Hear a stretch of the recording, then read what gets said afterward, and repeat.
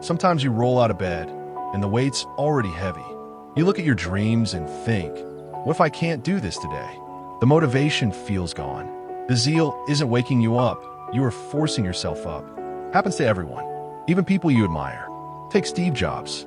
Many forget, before he came back to rescue Apple, before the iPhone, before the red carpets, there were days he doubted. In his Lost interview from 1995, when Next was struggling, when people told him he had failed, he didn't always wake up feeling invincible. But what Jobs used to say is that he would step away for a moment, walk, get out of the room, change the view, let the mind rest. Then he remembered something, the vision he committed to, the promise he made to himself. Michael Jordan said, I failed over and over and over again in my life, and that is why I succeed. Jordan didn't wake up every morning with shots swishing. He woke up with soreness, criticism, the weight of expectations. But one thing he had, a refusal to accept giving in. When he felt like quitting, he reminded himself that every loss adds fuel for what's next. Here's what you should know.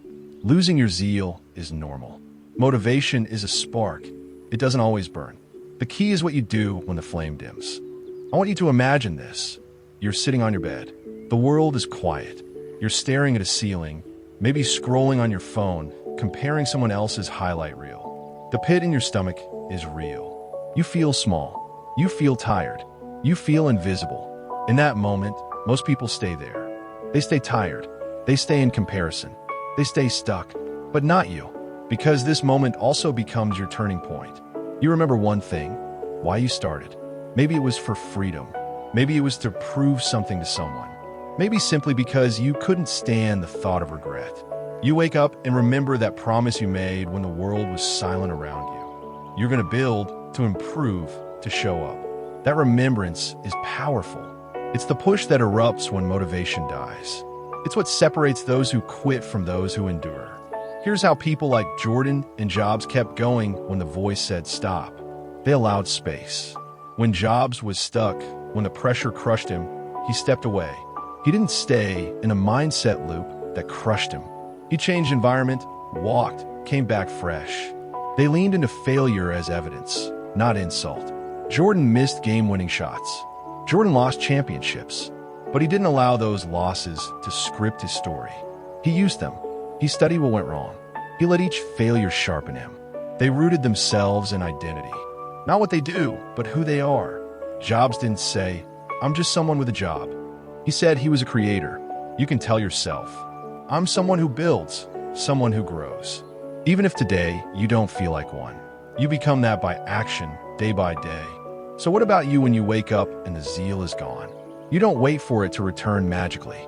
You don't shame yourself for not feeling it. You remind yourself. You move before you feel. You make a decision in that bed. Today, even a small step forward is mine. Then you do something, anything that connects you back to why you started. Read a quote, journal one line, write down a vision, take one action toward it. Even when you don't feel powerful, power shows up when you act anyway.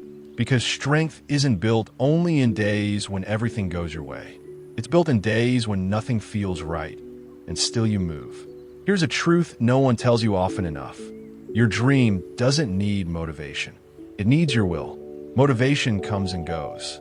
It's pleasant when it's there, but brittle. Will, resolve, built through battle, through days of doubt, that holds when motivation fades. You are allowed to feel lost. You are allowed to feel tired. But you are not allowed to stay there if you have a fire lit somewhere inside you. So tomorrow when you wake up and the zeal is gone, remember who you promised you'd be. Remember the cost of letting go. Remember that tiny step, however small, is still a step forward. You put on your shoes. You do what must be done. You show up. That's how you get out of wasted mornings. That's how you take back your power. That's how you improve, not once, but every damn day. Because even when zeal fades, your dream deserves your fight.